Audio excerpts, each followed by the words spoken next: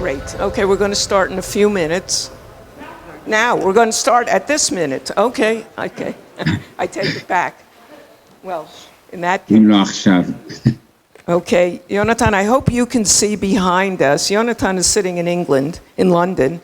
In a moment I'll introduce him, but I hope you, because everybody's sitting here, if you look behind myself and Nigel, you see the gorgeous beauty of the Botanic Garden here at the Hebrew University. Lovely. Do you see it? Can you do it? I'm looking out also on the garden and the birds. Yeah.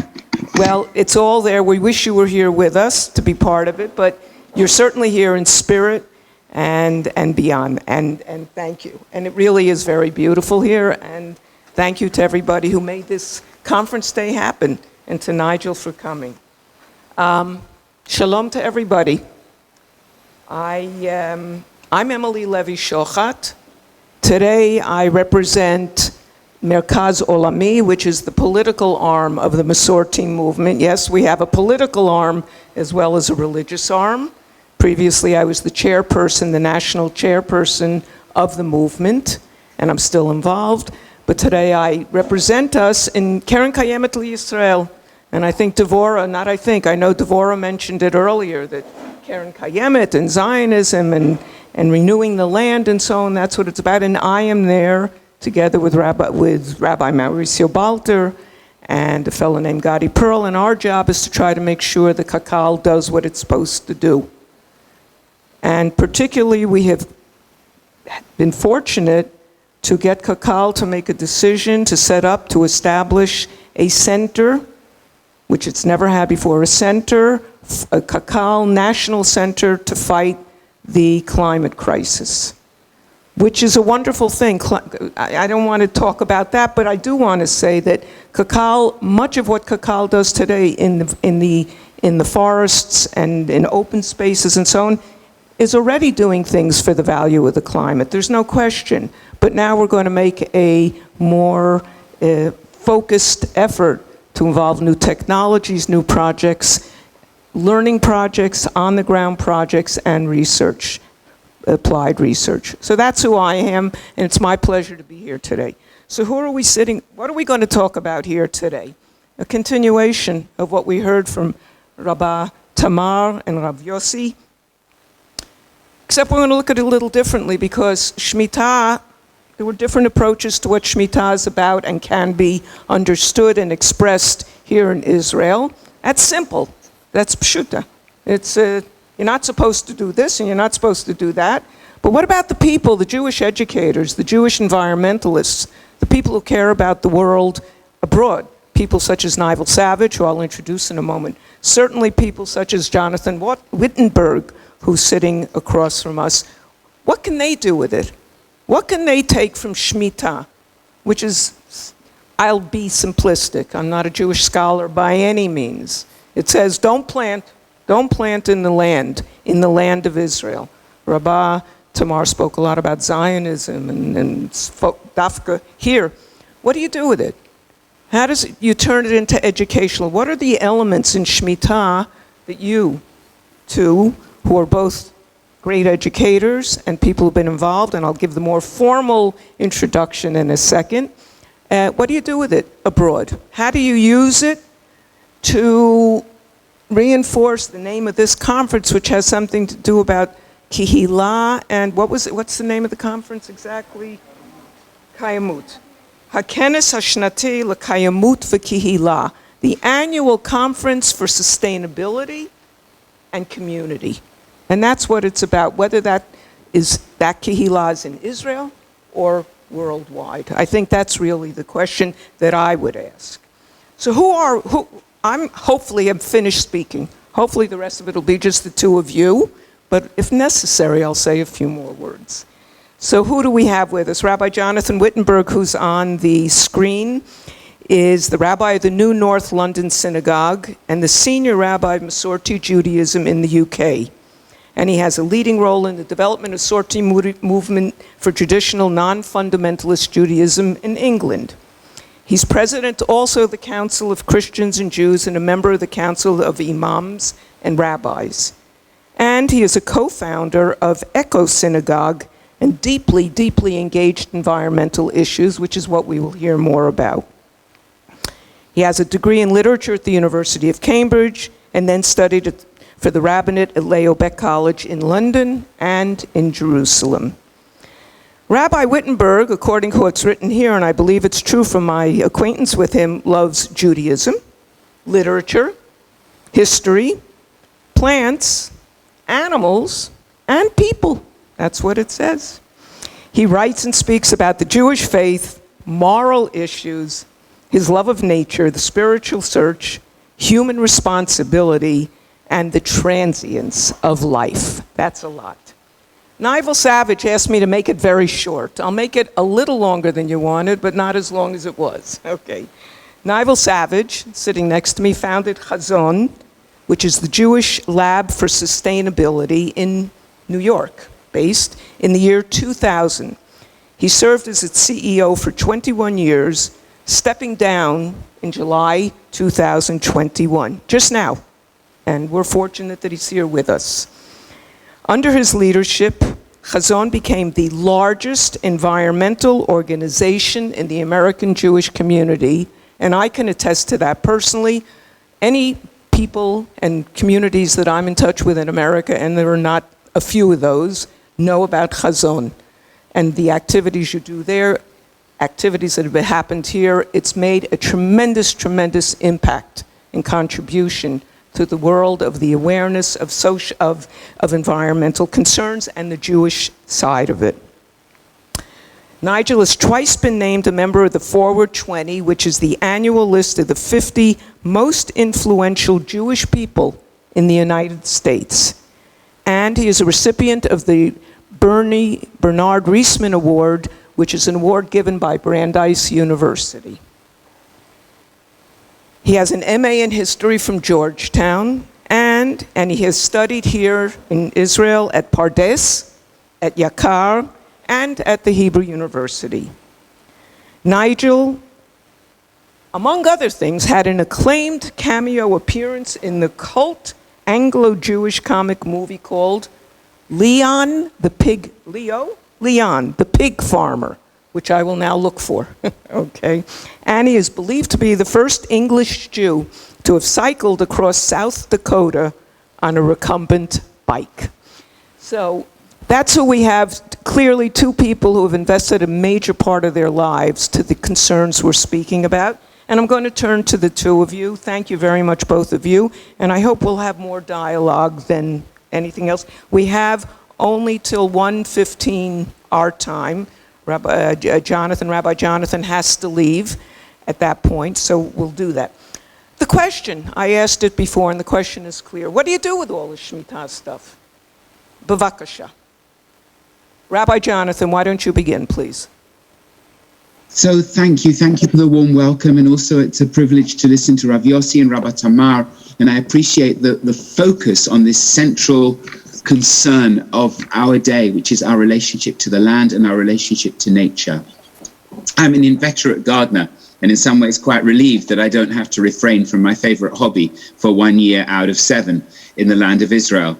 The verse that really speaks to me in the beginning of Parshat Bahar about the Shmita is about the change in relationship to land.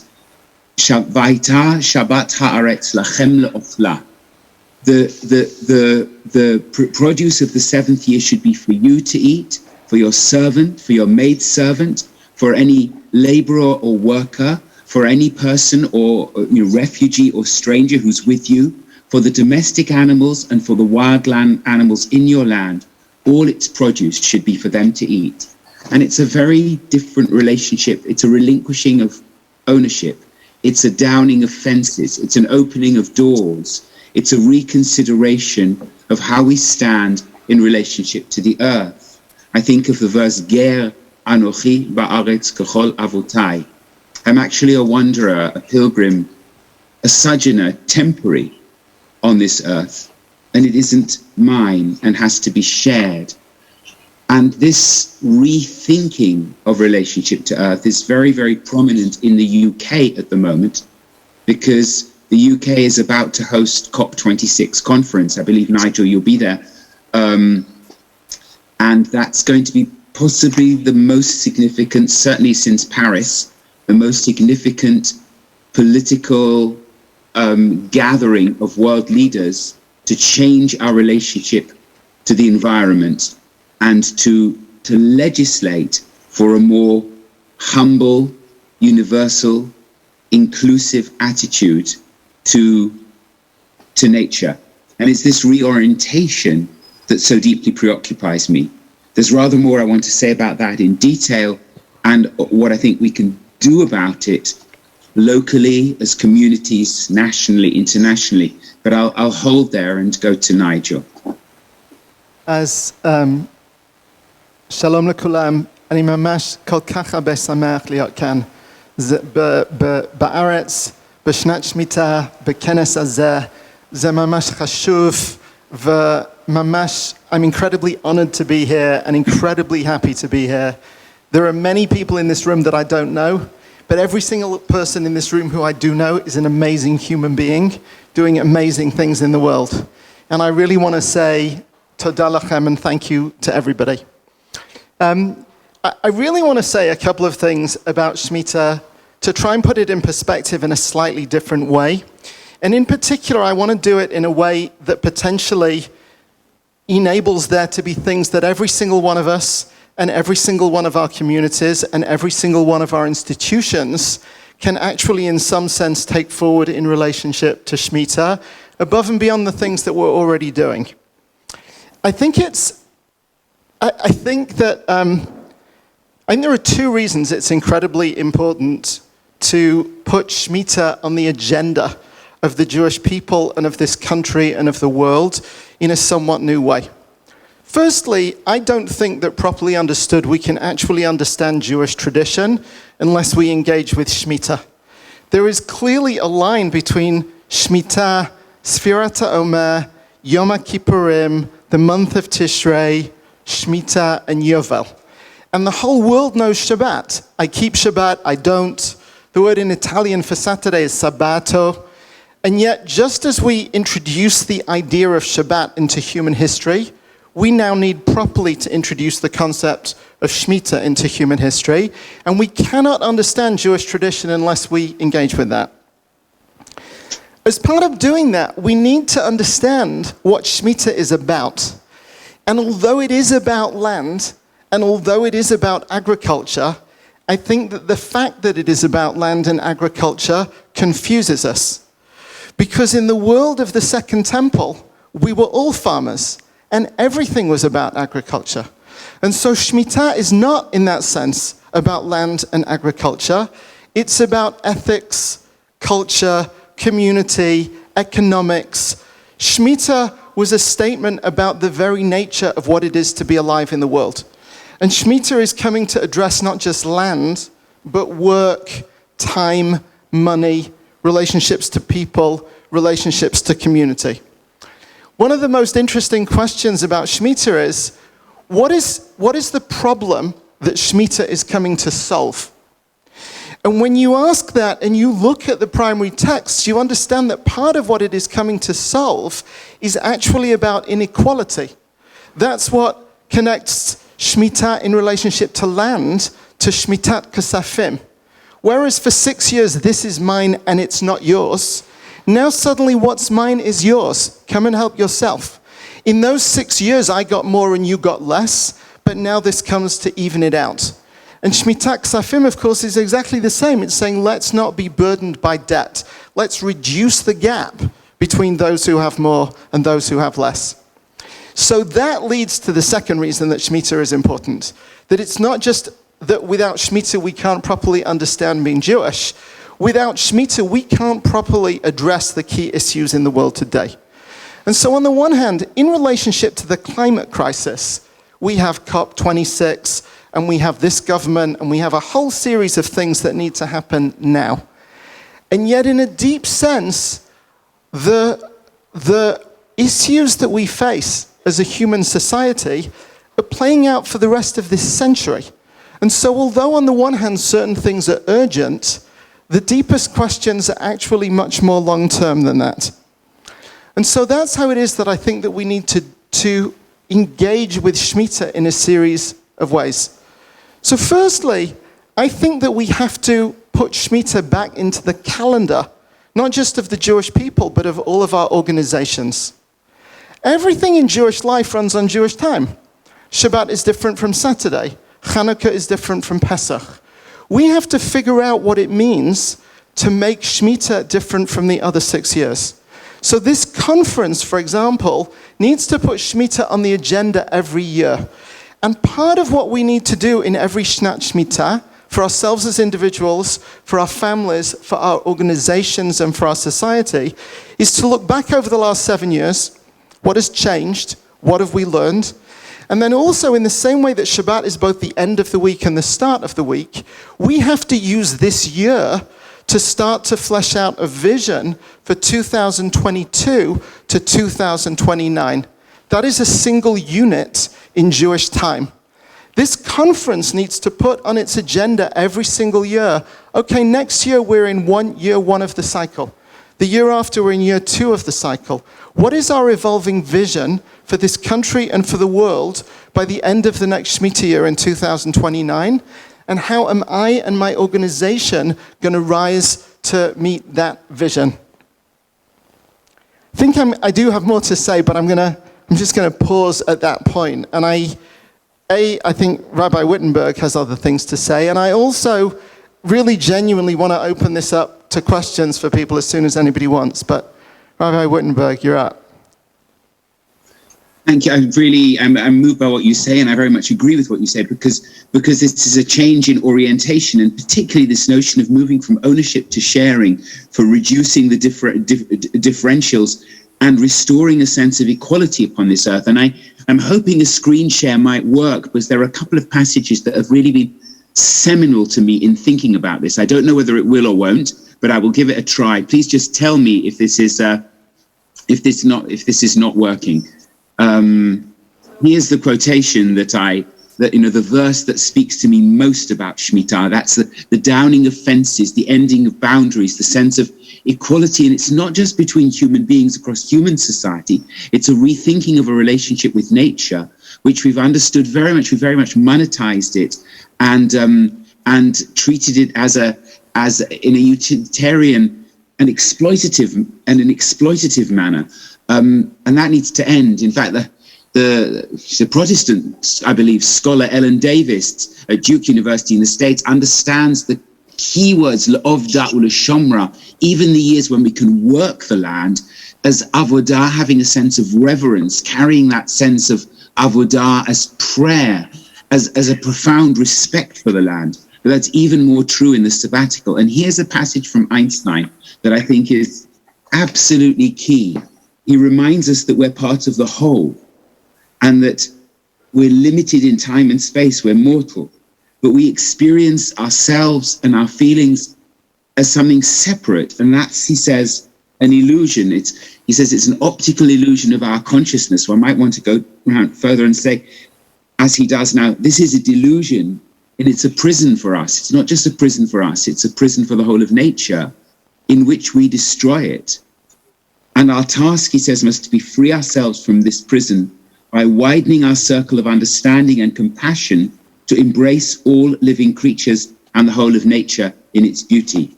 I heard Rav Tamar right at the beginning mention there's also a biodiversity conference going on, a COP hosted by China now. And this is something which the Shmita year needs to plant in our consciousness of our relationship to the world at any time and always, and is completely central to me. I'm also I'm concerned with what it is that we do in order to make that real, and how locally we rethink our relationship. It's a relationship to consumption. It's a relationship to nature in our, in our homes. In Israel, many people live in flats. Abroad, many people have gardens. We have a part of nature which is valuable. What are we doing with it?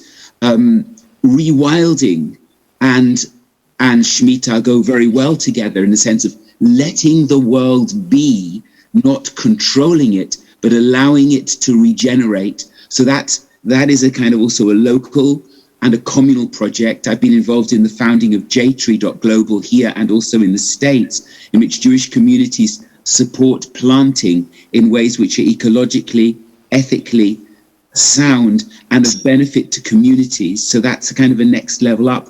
What do we do to engage as synagogues in a different vision of how we sit upon this land, and then nationally and internationally as well?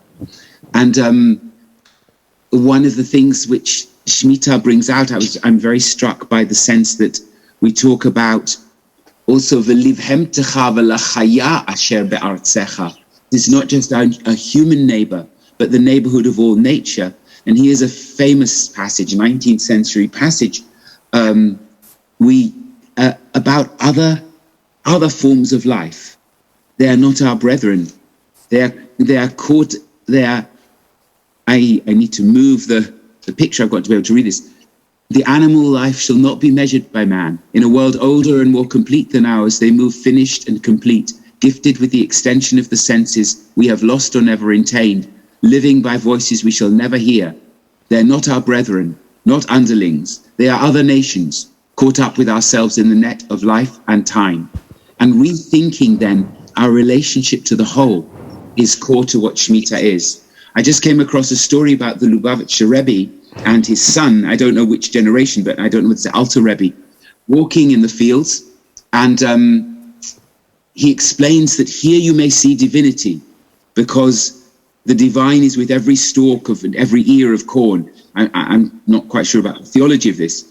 His son, pondering this, crushes a leaf as they walk through the forest, and the father rather harshly chastises him and says, how do you know the eye of you is so much more important than the eye of that leaf?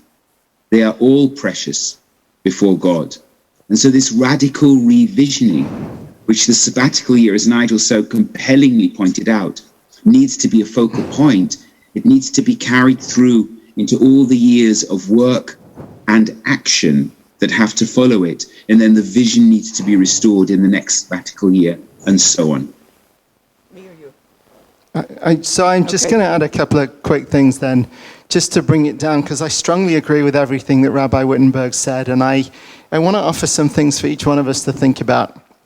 First of all, for sure, ultimately, I think that the vision of Shmita is communal and societal. It's not individual, but the world at some level starts with us. Khazan launched a Shmita project in the United States in 2007. We've done substantial work on it ever since.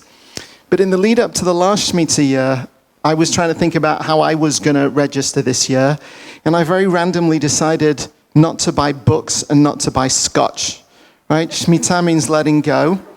And everything in Jewish tradition has a ritual attached to it. So Shabbat is about changing the world, but we bring Shabbat home with the rituals of Shabbat. And one of the challenges for those of us who are not farmers is, what does it actually mean to observe Shmita? I want to tell you that it was a really interesting experience not to buy books and not to buy scotch for a year. On the one hand, it wasn't a huge hardship. One can survive. But on the other hand, it really, really, really reminded me that it was Shnat Shmita the whole year round. And it also reminded me that I had enough. Few years after the end of the Shmita year, I was thinking about this, and I realized that I'd missed something critical about Shmita. Because Shmita is not just about consuming less. It is also about those who have less having more. And so I decided that this time around, and coming off a year of COVID, sitting in front of Zoom screens, this time I decided I wouldn't buy books, I wouldn't buy scotch, and I wouldn't buy clothes, on the one hand, and that I would figure out roughly what I spend on those things and give them to other people. And I want to tell you that the year is young, but it feels like a good thing to do. And so the first thing that I would say to everybody, really seriously, is that above and beyond whatever's anybody's halachic observances here, and above and beyond anything that you're already doing or not doing, Shmita is a gift that comes to invite us to let something go. And I invite every one of you, every one of us, by the end of today, to think about something that you want to let go, or some way that you want to make this year different, in a way that will remind you that it's Shmita, that will ideally cause you to consume less and will let others have more. That's at that level. Then the second level is at the institutional level. In here I want to say in Chutz La'aretz, this is really starting to kick in. It's taken a while, but one by one, person by person, organization by organization, people have started to get it. And people are starting to use the Shmita year to have an organizational-wide conversation about what this means and to start to flesh out a vision for the next 7 years. And that includes around environmental sustainability, but not only. What does it mean for UJA Federation of New York to spend the next 7 years fleshing out being a more sustainable organization? What might it mean for the Wexner Foundation or their system? What might it mean for an individual community? Rabbi Michael Levi is here, and his is one of 7 shuls in the States that are using this year to have a conversation about Shmita to springboard into change. So for every single organization that is represented in this room, whether you work for it, whether you're a volunteer, it's worthwhile coming back. And by the way, engaging these things as questions. I love that Rabbi Wittgenberg pulled up the primary texts. When you say to people initially that you're excited by Shmita, they look at you really confused. They wonder what you've been smoking. And then you take out the primary texts and you learn them and you simply say, what does this mean? What are its values? And what does it mean for us? And suddenly a room can come alive. And so actually having that conversation in your organization, in your school, and engaging people is, I think, a really potentially powerful thing to do. I'm going to just, I speak American English. They speak English, so they understand each other better, and I hope we all understand one another, but I think it works. I think there's a lot of agreement here. You're both saying at one level or another, it's certainly the question of reducing inequality, not necessarily eradicating inequality, reduction of inequality, and things related to that. And personal. By the way, I assume you can borrow somebody else's book or drink scotch in somebody else's house, but that's your decision. Okay, but that's not the point, huh? All right, okay, or read online. I want to push another point, though, if I may, which is the name of this conference again. So I think there's a tremendous amount of agreement, and I agree totally that there's a blending between some very practical ideas, which absolutely fascinate me. Your idea, Nigel, of take this year for every organization, for every individual, and think, what will this be the beginning of a 7-year cycle? And relating to it accordingly, I think is a brilliant idea. And I would encourage all of us in each of our organizations and communities, I'll talk about community, forget organization, that we do that, because I think that's exactly right. And now I want to focus that on the subject of this conference. This conference is Kehila and Sviva, community and environment. Ma bein Shmita lמשבר האקלים. And I'm not going to give up on that one. That one, with all due respects, is more important and more bothersome than how much scotch you drink or I drink, and we'll drink together one day.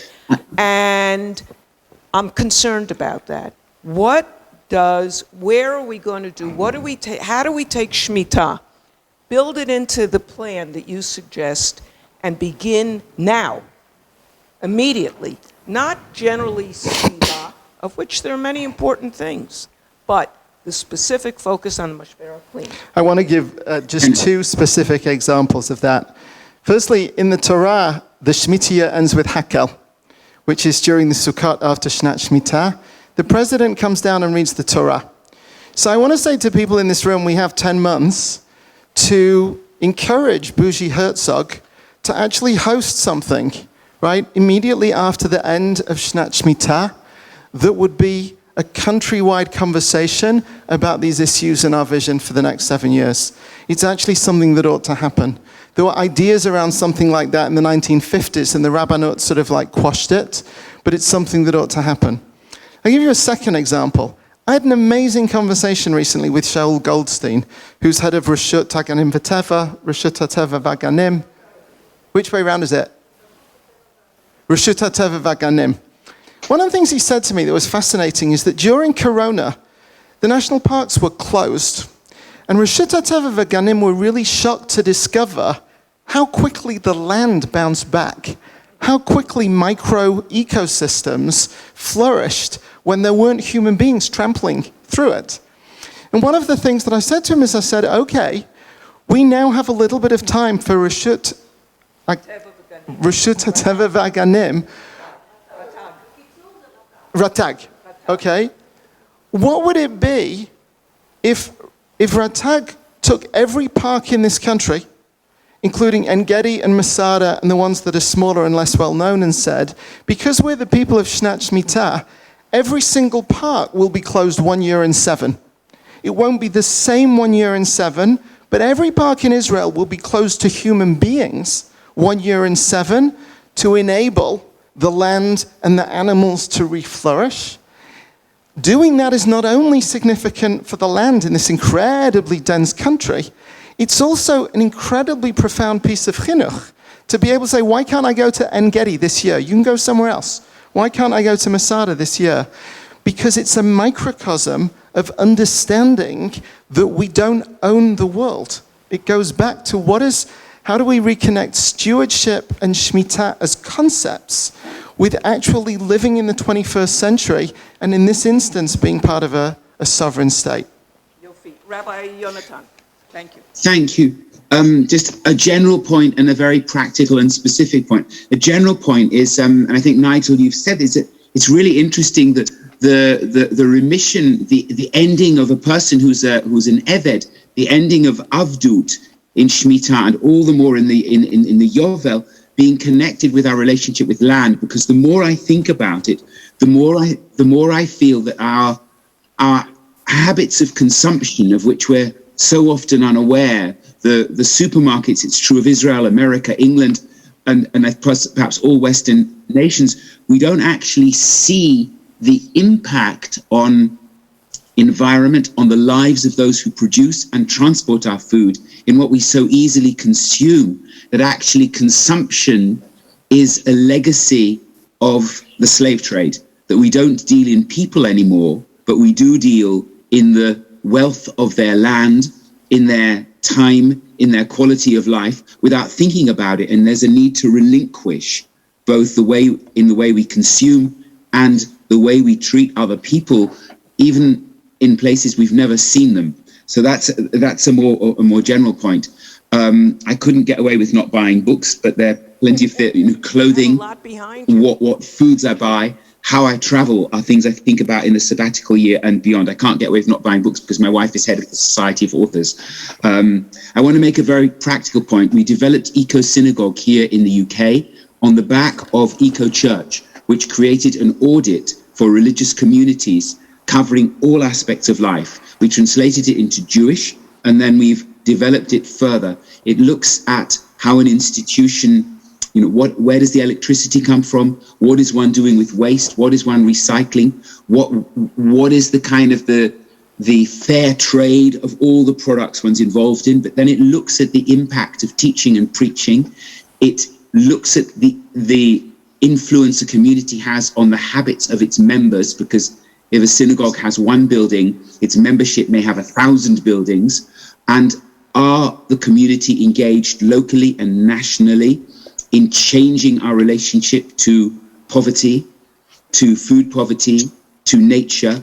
It's a very, very down-to-earth tool, and we created it so that congregations can use it to see, where am I?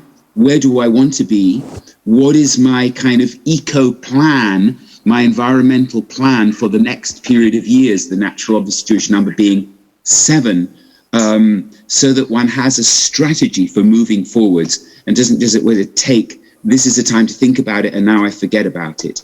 And that's something we want to make available, very happy to work with Khazon on it, to make it available much more widely than in the UK alone. Here, it's a cross-denominational endeavor involving from the most orthodox to the liberal, and that shows the importance of the issue that we're able to work together on this. I'll hold there. Thank you. Okay, thank you very much.